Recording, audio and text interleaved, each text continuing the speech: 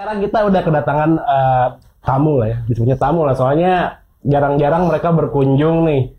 Saking jarangnya kayaknya udah berapa tahun nggak keendus nih keberadaannya mereka nih ya sebenarnya. Ada sebenarnya orang-orangnya, tapi sebagai sebuah entitas musik jarang terdengar lah kabarnya. Tapi adalah beberapa kabar selentingan di Barudak soal band ini gitu ya. Nah kebetulan mereka lagi datang ke Bandung sekarang, dan saya pribadi sebenarnya ingin menuntaskan beberapa rasa penasaran soal band ini. Soalnya banyak obrolan-obrolan yang kayaknya harus ditanya langsung ke bandnya sih gitu, ngapain aja, kemana aja gitu kan. Dan kebetulan mereka baru rilis single baru ya kemarin ya, judulnya Faces jadinya apa? Gimana disebutin langsung aja? Bener, Faces of You. Faces of You, siapa lagi kalau bukan Polka Wars, tepuk tangan dong buat Polka Wars. Thank you. Gue udah kayak host ini nggak sih, apa podcast stand up comedy gitu? Yoi. Udah gape ngomongnya. Udah kayak late night. Late night. Late night yang gue tahu cuma acara komedi kayak Budi Anduk yang gue tahu ya. Late night bukan late night talk show-an ya. Budi Anduk dulu. Nah di sini Polka Wars diwakilin sama Dega dan juga Aeng ya. Sebenarnya ada yang kurang satu lagi, siapa yang nggak datang hari ini? Itulah dia lah pokoknya. Ya gitu banget. Selalu parah banget. Siapa kasih tahu? Deva lagi di luar negeri. Jadi sayangnya nggak bisa datang, padahal dia pingin. Salam buat teman-teman jurnals dari Deva. Yoi. Deva itu pemain drum ya. Yeah. Pemain drumnya. Terus terakhir kali ketemu Deva tuh gue pas Perunggu, dia lagi showcase di Bandung, dia datang kan. Yes. Terus kita lihat-lihatan gitu kayaknya gue kenal nih orangnya. Kayaknya kenal gitu. Eye contact gitu. Udah awal-awalnya kayak dia liat gue nggak ya gitu. Belum gitu. Asli yang nyapa duluan siapa? Ini dia yang nyapa duluan. Lu gimana? Gue kan cool ya. Anjing cool. Tapi banget lah. By the way, makasih banget ya udah datang ke Studio Jurnals ya. Tadi undang. Kayaknya lumayan jarang juga gitu Studio Jurnals kedatangan band dari ibu kota lah ya gitu. Kebanyakan masih band-band Barudak lah yang di Studio Jurnals gitu. Tapi ya kita langsung saja ke intinya ya. Salah satu keresahan saya akan Polka Wars ini. Kayaknya mereka udah gelisah dulu sebelum ditanyain ya. Kalian kan sempat diisi mau bubar tuh 2000. Oh gitu? Iya, beberapa tahun yang lalu tuh ada kabar. Polka Wars bubar. Sampai ditulis beritanya lagi sama salah satu kanal media di Jakarta atau ya. Tapi itu kan anggapan mereka dan anggapan kita ya. Kalau kalian sendiri nih pas diisuin lagi mau bubar gitu, secara internal kalian obrolannya kayak gimana tuh? Gimana ya? Mungkin pada waktu itu kan awal-awal ini juga ya. Gue nggak tahu deh sebenarnya kronologinya gimana. Cuman memang Billy kan cabut dari Polka Wars. Tadinya kita berempat jadi bertiga doang. Kayaknya setelah itu ya, kayaknya. Iya mulainya ya. Cuman emang kita menggunakan waktu yang kejadian Billy cabut untuk evaluasi sih, untuk ngobrol, karena kan kita juga nggak ada yang mau berpisah gitu kan. Cuman memang itu jalan yang terbaik untuk kita Polka Wars, gue, Deva, Aeng, dan untuk Billy juga, dan kita juga sampai sekarang masih berteman baik, saling support. Nah pada saat itu ya, evaluasi ke depannya mau kayak gimana. Nggak mau langsung jalan aja gitu kan. Kalau lu baru putus kan lu nggak langsung gencar lagi gitu, nyantai dulu gitu. Nggak langsung kemana-mana langsung gitu kan. Lu harus kayak aduh ini kenapa nih gitu. Ngeproses dulu, masa putus langsung ini ngeleweng sana sini. Iya, kanan kiri, berarti itu secara itu nggak baik buat mental health katanya. Polka Wars mawas kenalnya ternyata ya. Jadi itu sesi kontemplasi lah ya. Dan pada saat itu tuh muncul ya, ada orang-orang ngomong-ngomong itu tuh, nah gitu kita juga nggak tahu dari mana. Cuman kita juga ya diem aja, kita lagi santuy ya. Iya, kontemplasi kan butuh bermunajat dan butuh banyak rongga untuk kesendirian kan sebenarnya kan. Nah, makanya kalau misalnya ada orang putus, tiba-tiba ngilang, wah kemana dia, bunuh diri kali. Nah sama itu sebenarnya. Tapi sebenarnya enggak, di rumah doang cuma curhat sama ibu gitu kan. Aman aja. Jadi sebenarnya ada obrolan lah ya ketika kabar itu berhembus lah gitu ya. Kalian sendiri emang ada obrolan soal kok bisa nyebar nih kabar ini gitu, dari mana awalnya gitu. Ada obrolan kayak gitu ya. Atau mungkin kita yang hembuskan. Kita mau sisipin agen ke dalam ini halayak. Ternyata strategi komunikasi selama ini. Oke lah, berarti udah clear ternyata memang itu baik-baik aja lah semuanya itu ya. Dan kalian emang comeback lagi lah sekarang tuh Polka Wars. Nah next, ada lagi yang bikin gue penasaran nih. Gue jadi punya kebiasaan inilah nanya-nanya ya ke beberapa kawan terdekat dari orang yang mau gue interview biasanya tuh. Gue denger kabar, ini nggak tahu bener atau enggak lah ya. Konon katanya kalian waktu dulu sebelum main polka tuh emang udah main bareng duluan kan? Jadi kayak di zaman-zaman sekolah gitu, ngeband juga bareng gitu. Terus katanya bawain apa metal ya sama hardcore. Anjir, ini sangat setuju banget sekali nih metal dan hardcore ya. Itu boleh ceritain nggak masa-masa ngeband pas lagi bawain genre itu tuh kayak gimana sebelum polka dan sebelum indie rock dan lain-lain lah. Kan gue sama Aing sahabat dari SD sebenarnya. Dari itu mulai dekat SMP. SMP. Deket SMP. SD belum, dia anak gaul, gue anak culun. Berarti ini sekarang anak gaul seperti apa? Anak gaul SD kayak gimana itu? Dia ini udah manggung di panggung sekolah bawain Linkin Park dia tuh. Anjing SD.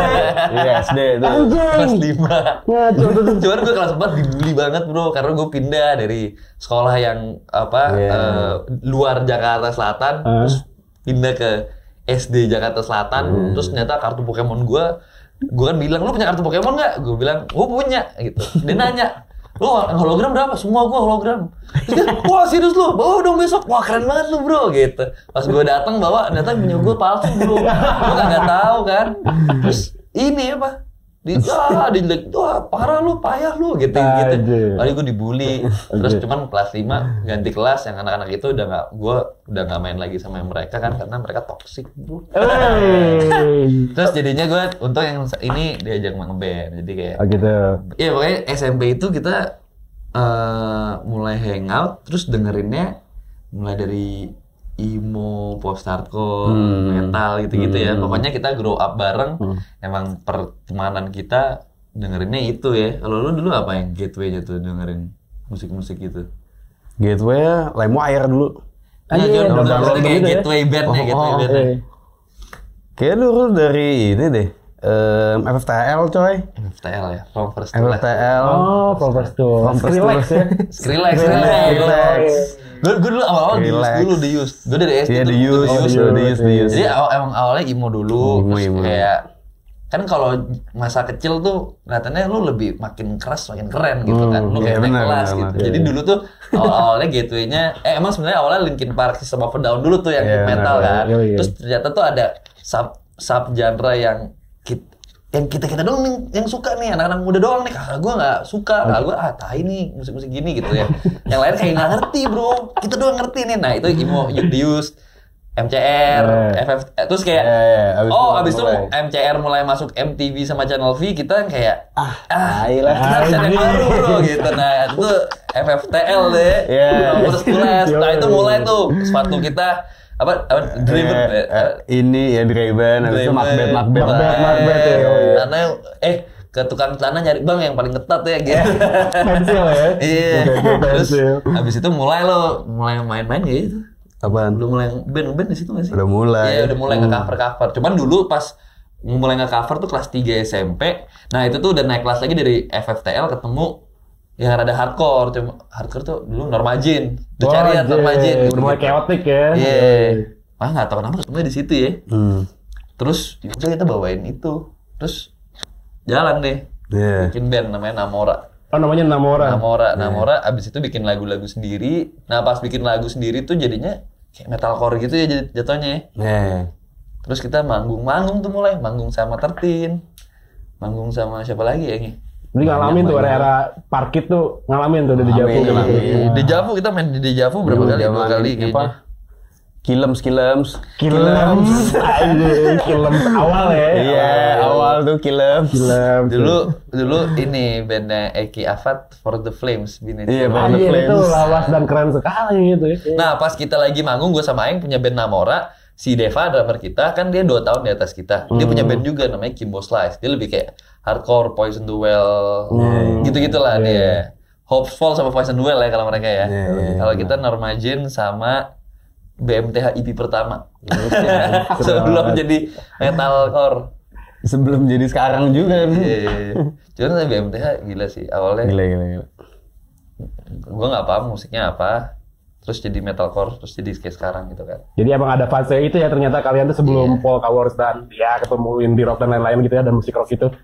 Tapi pas lagi di era itu kalian all out sama fashionnya juga nggak? Oh iya, pastinya. Kayak rambut miring, baju ketat, kuku hitam. Anjoy. Gelang lo tau gelang yang hitam banyak gitu kan, kayak tipis hitam terus banyak gitu. Aja apa tuh, gak tahu. Kalau di Bandung belum nemu kayaknya orang. Ada lah gitu dulu. Terus belt buckle-nya kan gede. Ini apa? Fashion core. Nah dulu tuh kita tuh ya itu zaman itu tuh pokoknya panutan kita ya dari dulu sampai sekarang Michael Killian. Iya. Karena pada saat itu kan kita seangkatan sama Michael kan. Terus dia juga ngeband Michael Killian. Ini celana gue pakai tuh placement. Michael Killian, Zodiac dan Pleasure dulu juga fashion band-bandan juga apa namanya? Kita ngelihatnya dia paling gaya, paling keren. Udah beyond lah ya. Udah beyond. Even waktu dulu gayanya masih fashion core gitu ya. Terus ya udah deh total lah kita. Jadi emang ada dapat fase kayak gitu juga ya. Dan ini belum pernah dibahas di mana-mana tuh. Polka ternyata dulunya berasal dari lingkup emo dan kawan-kawan. Jadi kalian kalau mau ngasih gifts ya ke Polkawers, kasih aja kaos The Used ya. Yang vintage gitu. Jadi bisa dipakai sama mereka pas manggung gitu. Please banget. Nah, dari gitu-gituan tuh, dari emo, dari hardcore kayak gitu, akhirnya kalian bikin Polkawers dengan musik seperti ini dari mana tuh awalnya?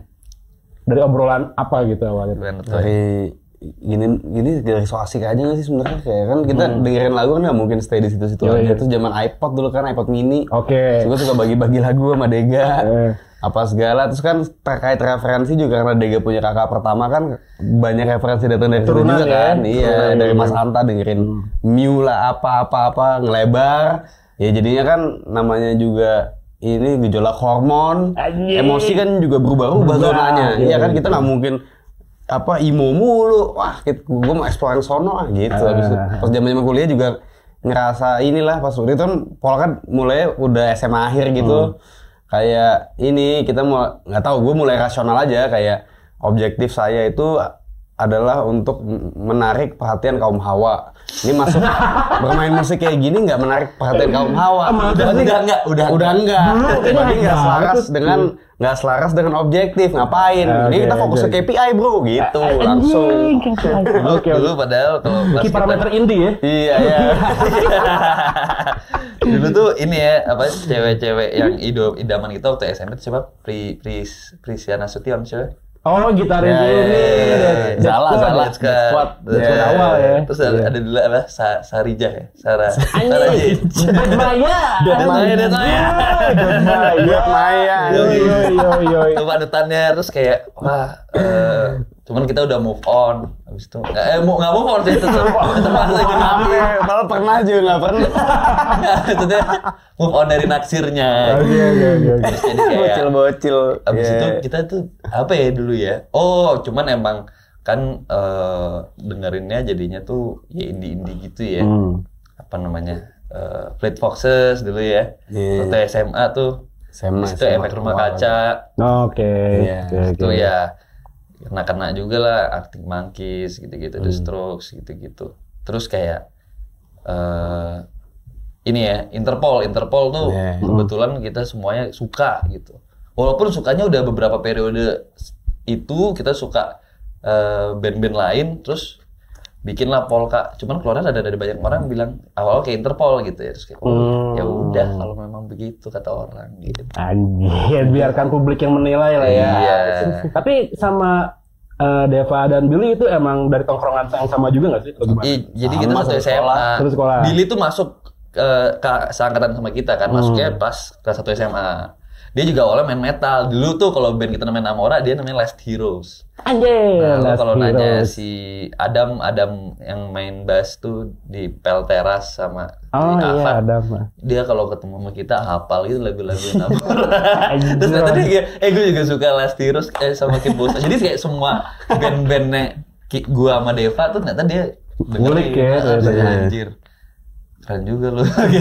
Tapi Deva sama Billy emang ditarik lah, let's say masuk ke Polka tuh karena keseringan nongkrong atau memang ternyata seleranya sama tuh waktu itu? Kalau Billy emang nongkrong, kita tuh yang kayak Billy tuh yang kalau lu di sekolah bawa gitar akustik, ngerti gak sih, main terus jadinya tuh kita nyanyi terus jadinya satu angkatan nyanyi. Basically kita prom night itu suruh voting.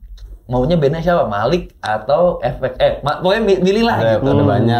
Pilihannya banyak. Ada Malik, ada apa? Pokoknya yang soul vibe gitu-gitu lah. Kan kayak banyak kan band-band prom night. Cuman kayak kita kayak, guys, kita Efek Rumah Kaca ya gitu. Gitu kayak kita semangat gitu kayak ngompor-ngomporin gitu. Cewek ngambek sih. Abisnya menang kita kan. Menang Efek Rumah Kaca. Terus kita bertiga naik ke atas panggung, terus kayak cewek-cewek bingung semua men. Pas prom night tuh kayak ini band apaan gitu. Iya, tahu sih, cuman nggak prom night juga kali kita.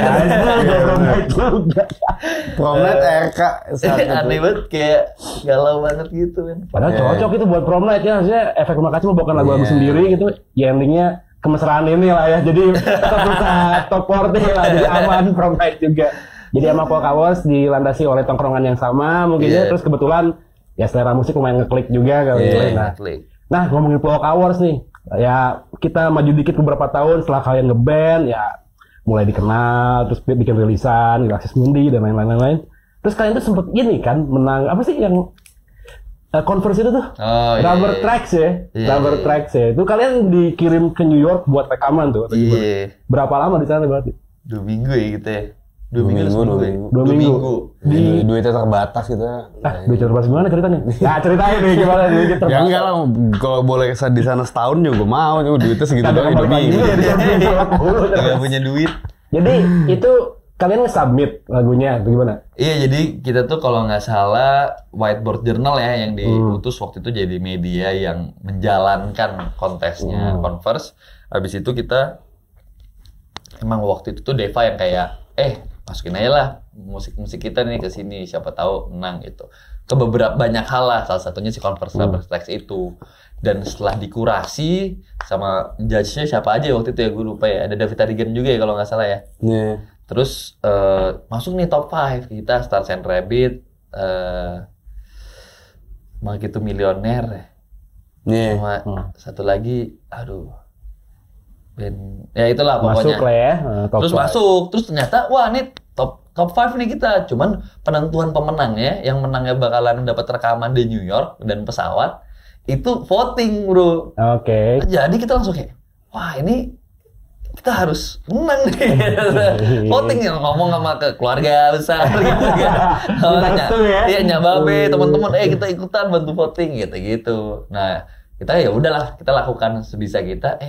Alhamdulillah menang. Jadi kita pas banget tuh, kita rilis single pertama kita dari album Axis Mundi, si Mokele ya. Itu kita di airport mau ke New York. Anjir, jadi timingnya pas lo mau berangkat itu rilis. Rilis single pertama. Terus sampai sana kita rekaman 2 hari, mixing sehari ya katanya, apa 4 hari gitu ya. Itu rekaman 3 lagu yang jadinya EP NY, EP yang keluar setelah NYP itu ya. Axis Mundi ya. Gitu Pak. Nah jadi, tapi banyak juga nih, bukan banyak sih, gue baca ya maksudnya riset lucu-lucuan aja gitu. Kalau nggak salah lu yang state deh kayaknya di artikel itu tuh kayak kita banyak skipnya nih, lupa katanya pengalaman di sana. Emangnya ngapain aja selain rekaman? Kenapa sampai lupa ngapain? Apa ya? Ini patut diceritakan, kenapa lupa? Enggak kok, enggak parah-parah banget. Nah, kayak parah-parah apa yang dilakukan?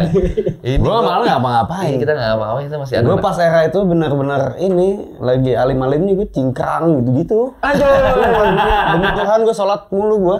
Oke. Nggak ngapa-ngapain, minum aja nggak sekali. Oh, gue tuh. Patut dipertanyakan juga sebenarnya itu ya. Yang gue inget tuh ini, wah kita Airbnb-nya jebakan bro. Iya. Jadi kita kan tadinya kita cari hotel kayak kita dikasih budget nih. Dari hotel anjing mahal-mahal banget ya gitu. Terus kayak kita cari Airbnb aja kali ya. Terus gue nemu nih di Brooklyn ada daerah gaul barunya nih. Kayak kalau sekarang tuh gaul baru siapa ya? Cipete lah gitu misalnya. Kalau di Jakarta ya. Gaul lama. Cipete yang baru deh, baru gaul. Katanya ini daerah di Brooklyn dulunya pabrik-pabrik, cuman sekarang dijadiin tempat-tempat art gallery gitu-gitu. Namanya Bushwick. Ya udah kita sewa di situ deh. Pas datang, fotonya bagus, reviewnya ada 40 orang ngasih bintang 4,5. Sampai sana, wah ada orang Rusia namanya Vadim. Dia cuma pakai singlet, keringetan, kamarnya bau kayak tai anjing gitu.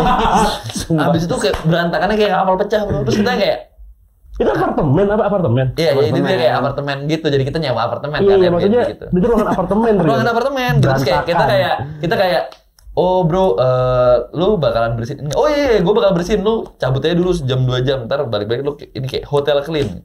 Oke bro, kita jalan-jalan, balik-balik gak ada bedanya bro. Itu kayaknya ini abis itu refill nih. Beberapa hari kemudian tuh enggak, malam itu tuh si Fadim kok tidur di sini gitu. Oh dia ikut juga. Kayak gitu nyewa Airbnb. Orangnya ada. Landlordnya masih tidur juga. Tidur di sofa. Iya. Terus ternyata ada anjing, padahal kagak ada anjing tulisannya. Terus kayak 3 hari pertama tiba-tiba dia cabut. Setelah 3 hari akhirnya dia cabut. Anjingnya ditinggal. Jadi anjingnya gue bangun hari ketiga di kaki gue udah tai anjing. Habis itu Kacau banget ini. terus habis itu suatu hari kita lagi siang-siang gitu masih di dalam apartemen juga si Fadim datang sama temennya gangster banget, serem dia bro pokoknya. Anjir, Terus Russian. kayak cuman nggak Russian dia ini black people gitu kalau di Amerika kan. Afro-American lah ya. Iya, terus si Fadimnya si temennya cuma yo gitu doang kan, kita duduk di sofanya main HP. Fadimnya datang tuh kayak nyari-nyari barang gitu bro, nyari barang terus kayak aduh di mana nih nyari barang terus kayak ditongkrongin. Waduh nggak ada nih bro, terus kayak cabut lagi mereka berdua. Ini saya di banyak. Terus kayak besokannya tengah malam Tengah malam nggak tahu ya. Ada yang ngetop, pokoknya kita udah tidur kan. Ngetok tuh gedor bro. Yang ada yang gedor, dar gitu kan. Kita bangun, ini siapa anjing? Gak punya tata krama apa? Nih kaum Amerika nggak paham nih. Gue cek kan ke picking hole-nya kan. Terus pas dicek, ini apa? Sama, apa black guy juga tapi gede banget gitu. Terus kayak gue jawab kan, iya kenapa bang gitu kan. Waalaikumsalam. Fadimnya ada gitu kan, nyariin kan. Fadim, mana si Fadim gitu. Nggak tahu bang, keluar bang. Wah, dia kan bingung juga mau ngapain. Akhirnya cabut, cuma kayak nggak, dia bilang kayak you where Fadim at gitu. Terus kayak iya bener. Bro, Fadim is not here. Who are you gitu. Terus kayak we're Airbnb, we just renting the place. No, you're joking, man. Where's Fadim, bro? I heard some shots outside, man. Let me in. Dia ngomong gitu. Dia ngomong gitu. Wah anjing nih kita kayak, anjing nih kita mati kayaknya. Nggak balik-balik. Wah, kacau banget. Terus abis itu beberapa hari kemudian kita baru nyadar nih. Gue yang nyadar ya kalau nggak salah. Gue lagi cuci tangan atau Deva atau Aeng gue lupa. Tuh Billy. Saya lagi nyuci tangan di kamar mandi yang kita pakai dari kemarin ya. Di wastafel di antara wastafel sama lemari sebelahnya tuh ada gap. Di gap itu ada ini belum bekas jarum suntik gitu. Anjrot. Terus nggak lama kemudian Fadim balik kan, Fadim orangnya gondrong ya. Balik rambutnya pendek terus kayak I become an Uber driver gitu. Ini kejadian dalam berapa hari ya? Dalam 12 hari lah. Anjing. 12 sampai 10 hari lah ini. Jadi kayak kita baru kenal dia hitungan hari, kita ngelihat dia ubah jalur kehidupan berkali-kali. Wah gila. Ini patut di track dulu. Lo nyewa ke Fadim. nyewa ke Airbnb. Fadim Rusia. Dia punya teman Afro-Amerikan, serem ya gak? Cabut berapa hari terus datang ada yang ngetok, orang apa juga. Terus heard shot outside. Iya, nyari-nyari lah pokoknya. Iya, terus lo ngecek cuci tangan ada bekas jarum suntik. Terus anjingnya jadinya kita yang ngurusin tiap hari. Aeng bawa dia pagi-pagi keluar. Iya. Ya kan kalau nggak boker di kaki dia lagi. Dan dia tuh nggak minta tolong kayak, guys, tolong ya. Urusin gitu ya. Iya, ditinggalin aja. Kasian banget. Tuh anjingnya baik kita ketemu orang di hari pertama, orang Norwegia, Airbnb juga. Oh, lo Airbnb juga gedungnya mana? Gedung yang sama, bagus banget. Jadi kayak beda kamar gitu. Beda kamar ya, beda pemilik apartemen. Landlordnya beda ya. Wah, chaos sih. Tapi dari selama lo tinggal di sana, lo nggak pindah tuh setelah ada kejadian ternyata dia. Oh, akhirnya pindah. Jadi emang sama 2 minggu tuh Aeng, Deva sama siapa namanya Billy itu ke New Jersey karena waktu itu Mas Kolil sama Mbak siapa? Mbak Irma, suami istri anak rumah kaca itu lagi di New Jersey tinggalnya sama anaknya juga. Jadi mereka nginep di sana. Nah, gua nginep di jadi waktu itu tuh gua sama kan gua ngerjain studio lama juga. Studio lama tuh waktu itu ngundang band namanya Town Start Sebanded. Nah, konser seband itu duo gitu, adik kakak. Nah dia tuh yang vokalis dan gitarisnya tuh jadi gitarisnya Mac DeMarco. Oke. Waktu dia bilang kayak, lo kalau nggak New Year kabarin ke tempat gua. Nah gue nyamperin tuh ke situ, ke tempatnya dia.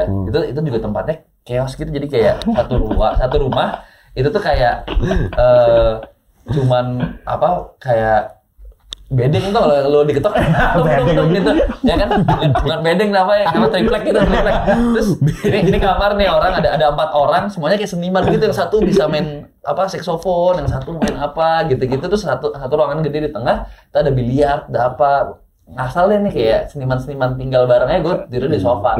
Oh terus di ruangan itu tuh ada apa namanya pinball. Oke. Itu pinballnya Mac DeMarco, emang dia beli, jadi pas abis Foosball atau pinball? Bukan pinball. Pinball, oh ya. Apa rekor deal pertama tuh sama apa namanya? Apa records tuh yang Colibri inspired by Burger bukan sih? Bukan ya? yang apa? Itulah. Fossils gitu. Aduh dia lupa lagi namanya apa ya? Itulah. Rekor ngawang lah ya. table-nya Mac DeMarco pertama tuh pas ngawang. dia dapat duit pertama dibeliin pinball itu ditaruh di situ. Anjir. Itu main-main lah nyobain. Cuman nggak ketemu Mac DeMarco-nya, soalnya kita waktu itu ini ya. Gue udah janji mau bikin video klip, terus nggak jadi. Oke. Kalau udah diajakin, sana yuk gitu. Aja ini kayaknya kalau cerita soal New York gak ada habis ya. Ntar kita bikin episode sendiri lah cerita soal New York ya. Dan kok kayak anjingnya siapa? Padim anjir. Ngaco banget nih. Semoga masih hidup ya. Anjir, banget gimana responnya tuh. Tapi ngomongin Amin, responnya amin lah ya, amin. Semoga lu juga aman ngumpetin sisa jarum suntiknya. Itu IP-nya nggak, lagu rangkum tuh keluar ya gara-gara Padim tuh kayaknya. Padim lagi. Tapi ngomongin comeback nih ya, kalian kan tadi sempat ngilang lah berapa lama tuh ya. Ya gue sendiri sih nganggapnya ini sebuah comeback meskipun nggak ada disebut kalian bubar atau hiatus kayak gitu ya. Tapi comeback lah, soalnya beberapa lama kalian sempat ngilang tuh, nggak tahu kemana. Terus ngapain aja sih selama momen ngilang gitu kalian? Apa yang kerjain sih? Bertapa, ngobrol sama orang tua. Anjing bertapa ya. Bermunajat aja. Iya, sama pas COVID juga kita berbisnis ya, Eng ya. Iya, nyari-nyari duit lah. Nyari-nyari duit. Nggak ada logika tanpa logistik kan. Iya, Terus ya belajar banyak hal sih. Belajar jadi lebih sehat. Belajar sama Bang Dika kan tentang brand-brand fashion-fashionan gitu. Iya, mau belajar nge-gym juga nggak biar kayak vokalis Harlem Sway tadi ya. Iya. Jadi selama itu kalian ya balik lagi kontemplasi kali ya, kayak gitu belajar dan relax kali ya, nge-relax dulu tuh. Nah akhirnya trigger buat bikin Faces of You ini apa nih? Sekarang kan datang nih single baru. Nah itu triggernya apa kalian bikin itu? Emang gejolak batin aja. Ya tadi gue di slow mo ya gejolak batin. Jadi di close up tuh bagus. Gimana saja kali. Nggak, itu emang udah lumayan.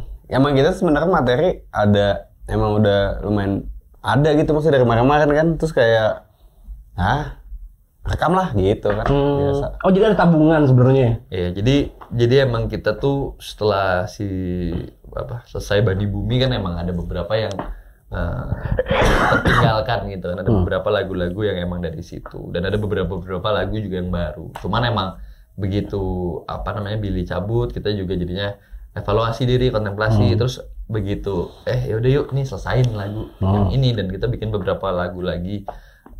Jadi udah itu yang terjadi. Bahkan di lagu Faces of You itu masih ada Billy, masih ada gitarnya Billy. Oh, jadi ada part. Oh, dia ngisi atau gimana? Iya, dia ngisi. Oh, masih ada partnya Billy. Karena emang ini juga ya itu long time in the making lah single ini juga. Dan gara-gara Billy cabut juga ya jadinya kan kita ini terus ya, berubah terus ya jadi orang. Jadinya juga gimana approach lagu ini biar lebih kayak kita sekarang gitu, dan yang kayak lebih resonant sama kita sekarang gitu. Even setelah Billy cabut gitu, dan itu juga selain diskusi kita bertiga, kita juga minta masukan ke teman-teman di luar Polka, salah satunya Bang Dika juga. Dika dari Collapse. Ada Bayu Perkasa tuh. Bayu Soundman ya. Bayu Soundman. Ekrik Afat juga. Dan untungnya juga melalui Billy Cabut dan abis itu kita bertiga tuh Lava Pratomo selaku produsernya juga dia bawa terus gitu, even melewati lagu ini nih Faces of You melewati banyak iterasi dan akhirnya juga Aing ketemu soul-nya, bahkan kan songwriter-nya di lagu Faces of You Aing ketemu soul-nya dan ketemu liriknya itu ya setelah proses Billy Cabut ya gitu. Jadi kayak oke, udah legowo, kita harus berpisah sama Billy dan kita akhirnya embrace atau ya udah menerima apa adanya kita bertiga. Ya inilah keluarnya. Ya, berarti Faces of You ini kayak farewell ya hitungannya ya buat Billy. Aman nggak sih buat kayak gitu? Ya sebenarnya karena emang di lagu ini proses pembuatannya ada pas Billy masih ada dan pas Billy udah nggak ada dan ini juga transisi polka dari tadinya berempat jadi bertiga, ya bisa dibilang kayak gitu juga in one way gitu. Oke, one way kayak gitulah ya. Tapi tetaplah kembali lagi ketika karya udah dilempar ke publik, gimana pendengarnya aja yang menginterpretasikannya ya. Betul. Nah, ngomongin Faces of You ini boleh dibocorin nggak? Gak apa-apa. Kan kalian punya collabs sama Bass Club. Anjir. Aku punya collabs. Oh, kamu punya collabs. Bang Dika yang punya collabs. Collabs ya, punya collabs, bukan collabs ya. Anjir. Tapi ya ini kan obrolan sama Bapak Dika ini, katanya Polka Wars sempat ada bikin ini ya, kolaborasi produk tuh sama Bass Club ya. Itu gimana tuh intronya biar dia mau bikinin kolaborasi produk, gimana tuh intro awalnya? PDKT-nya lama. Datang nonton collab gitu kan. Prosesnya lama ya. Kan emang ngefans dari dulu kan. Terus kayak emang suka segala macam hal yang Dika lakuin dari musik dan di luar musik. Habis itu kebetulan ya ada ide memang melewati ya itu tadi kontemplasi dan evaluasi dan kayak Polka nih kita bertiga kita maunya kayak gini gitu, dan jadinya dalam tanda kutip lebih niat dan lebih hands on dari segala macam hal yang berhubungan sama musik maupun di luar musik gitu. Dan kita tuh ngelihatnya kayak ini Faces of You nggak bisa cuman musik doang yang keluar, harus ada hal lain yang apa ya lebih tangible gitu, yang lebih berbentuk, lebih berfisik gitu. Dan pada waktu itu kepikirannya emang Bang Dika gitu kayaknya. Jadi pas ngobrol-ngobrol, akhirnya ngobrol-ngobrol terus panjang lebar, akhirnya kita mau membuat lah kolaborasi yang tajuknya Faces of You juga gitu. Jadi emang ini tuh kalau bisa dibilang rilisannya Faces of You tuh nggak cuman musik doang, cuman ada barang-barang. Oke. Salah satu barangnya ini dia. Nah, boleh di spoiler dong, kayak gitu ya. Ini nih. Oke, berarti ini patut diantisipasi lah buat kamu yang nonton ini ya. Nanti kalau mau dapetin produk kolaborasi antara Bass Club dengan Polka Wars, langsung kunjungi bass.club, bener? Oke, bagus banget ya. Ini ngomongnya udah mulai ngalor ngidul, jadi kayaknya kita harus mulai ke segmen yang sedikit lebih hancur lagi. Udah lumayan ngalor ngidul. Dan inilah Jurgen House Pop Quiz.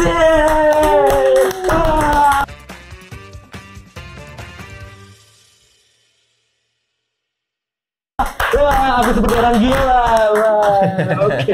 Maaf ya Pak, aduh, namanya minta duit ya Pak ya. Nah, Pop Quiz, kembali lagi ya ke segmen ini.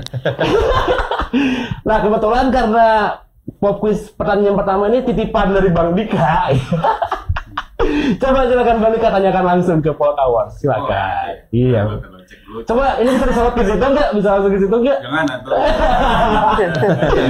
Jadi biar seru aja, biar dunungannya kelihatan juga tuh ya. Bang Dika kalian nggak bisa lihat nggak pakai baju ya dia sekarang. Pertanyaan pertama. PKTIMES. Nah, silakan jelaskan. Silakan. Kenapa tuh? Kayaknya itu keluarkan 2009 deh kalau nggak salah albumnya. Itu formative years juga karena kita itu baru lulus SMA. Kalau bisa dibilang yang apa tuh waktu SMA tuh main-main lagu sama Billy main gitar di depan kelas fisika ya dulu, terus kita nyanyi-nyanyi sampai ngejerumusin teman-teman kita yang nggak suka-suka musik banget tuh jadi ikutan nyanyi. Itu salah satunya si album VKTIMES itu. Dan pas kita lagi kayak kita mau bikin band gitu tuh, kayak yang dibahas itu ya apa namanya VKTIMES ya. Iya. Dan si Shields tuh sebenarnya Shields tuh kayak ya cinta kedua lah ya. Kayak udah anniversary kita benar. pacaran sama doi bertahun-tahun gitu ya. Terus tuh kayak dia emang masih sabi deh gitu. Sebuah analogi yang menarik ya untuk sebuah rilisan. Kalau menurut lo gimana ya? Kenapa PK Timnas kan Shields? Karena ini gue mah nggak ribet gue, soalnya ini masuk soundtrack kayak How I Met Your Mother langsung tahu gue suka. Tahu dia doang. Gak ada yang bercanda. Ya, Tapi emang lebih ngepas sama ini era-era formatif. Itu kan ada risetnya kan, manusia itu di rentang umur segitu lagu-lagu itu nempel. Jadi makin kesini tuh udah ya senempel. lebih terpatri lah ya karena umur segitu juga gitu. Terus kita ini untungnya gue berdua sama dia dapet nonton Grizzly Bear tuh waktu itu. Cuman emang waktu Shields itu di Singapura ya. Cuman untung masih banyak lagu-lagu PK Timnas. Oke, gimana jawabannya, memuaskan? Oke, memuaskan. Cuman lagu Rangkum tuh inspirasinya salah satunya ini sih lagu di album Shields ya. Iya, benar. Apa sih judulnya? Si Yet Again. Oke. Nah, udah memuaskan ya? Ya. Bagus ya. Jadi Pak Bos sudah terpuaskan dengan jawabannya, jadi kembali kepada saya ya sekarang. Oke. Makasih pertanyaannya. Oke, fokus yang kedua. Oke, kalau ini di fase kehidupan sekarang yang ke depan kayak gue lebih picisan deh. Gue kayak udah ini loh kayak istilahnya dengerin baik musik atau film. Dulu tuh nyarinya yang dance yang butuh dikunyah, ini wah, even misalnya lu gas, artinya ini yang gue tangkap direct misalnya. Cuma kalau tadi lu bilang kan keras gitu. Secara pribadi gue udah malas yang keras-keras, anaknya yang nyaman gitu. Ya, gue jujur aja, maksudnya udah Ari Lasso lah.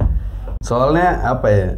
Even misalnya ini ya yang liriknya ditulis lagunya Ahmad Dhani sama lagunya Ari Lasso gitu.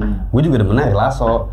Soalnya Ari Lasso nih at least dari persepsi dan apa yang gue tangkap ini laki-laki rapuh bro, tapi kuat. Nah, itu energi itu yang mau gue emulasikan di kehidupan gue. Ini bener-bener patron menurut gue deh. Gue suka. Dia keren, tender tapi jago Ari Lasso.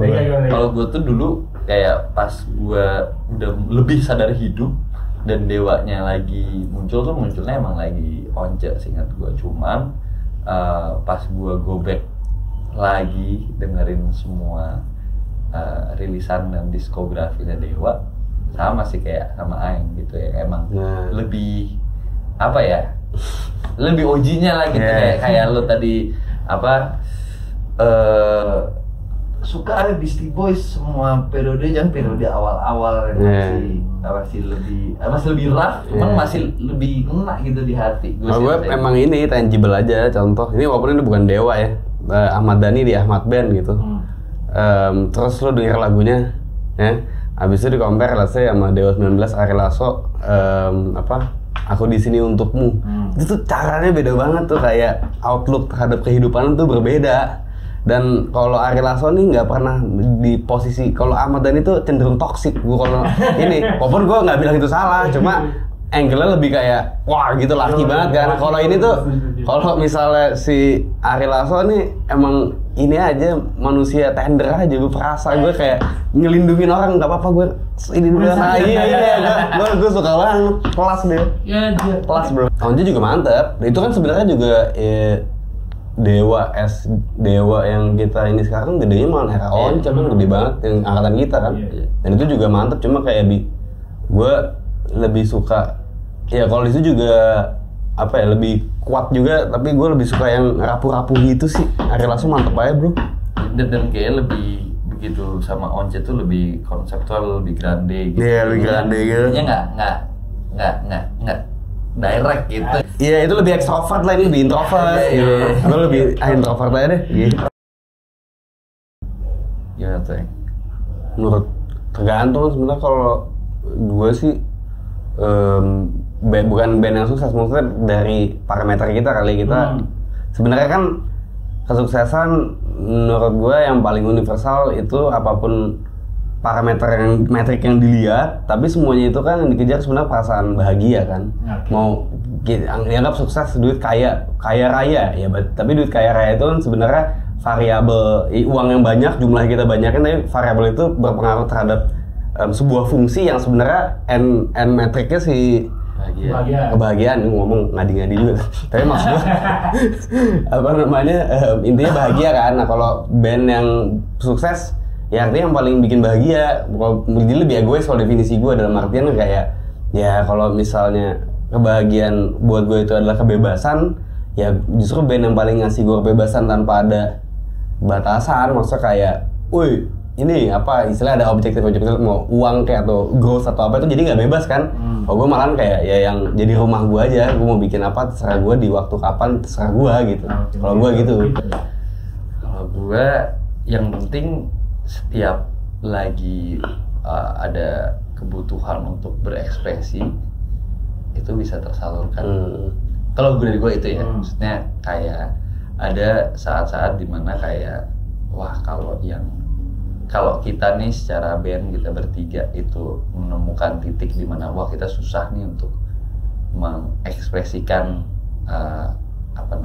kreativitas kita di sini, mau bentuk apapun lah dalam komunikasi, dalam finansial ada terhambat, ya itu udah nggak sukses. Sukses tuh kayak di saat kayak oh ya udah abis ini mau bikinnya kayak gini nih, abis ini mau bikin ini dan bisa terlaksanakan mau bagaimanapun itu caranya, menurut gue itu sukses sih. Walaupun ya idealnya sih tercapai gitu ya, apapun itu mau bikin outputnya, cuman di saat bisa melakukannya dan bahagia, dan emang kita kan ngelakuin banyak hal-hal ini yang kadang kayaknya nggak make sense tuh karena mencari kebahagiaan juga kan. Cuman di saat bisa lakukan itu dan mendapatkan itu dalam band, dan apapun itu outputnya dengan apa ya di satu satuan band ini, ya itu sukses menurut gue.